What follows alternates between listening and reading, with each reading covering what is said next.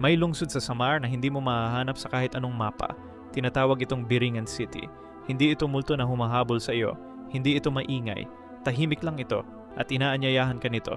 Isang driver ng delivery ang nagkukuwento, daan-daang beses na niyang nilakbay ang probinsyal na daan sa pagitan ng Kalbayog at Katarman. Alam niya ang bawat kurbada, bawat butas sa aspalto, pero isang gabi sinundan niya ang GPS niya sa isang daan na parang bago. Pagkatapos ng ilang minuto nakakita siya ng lungsod. May mga ilaw, may mga gusali, may mga tao sa kalye. Bumaba siya sa kotse. Lumapit ang isang lalaki at ngumiti. "Naghihintay na kami sa iyo," sabi ng lalaki. Sinabi ng driver na hindi siya ang tamang tao. May pagkakamali siguro. Ngumiti lang ang lalaki ulit at sumagot, "Alam namin ang pangalan mo, alam namin ang address mo, matagal na kaming naghihintay." Hindi alam ng driver kung paano siya nakabalik sa daan, pero hanggang ngayon minsan pa rin siyang nare-receive ng tawag mula sa numero na hindi kilala. Walang sumasagot sa kabilang linya, tahimik lang.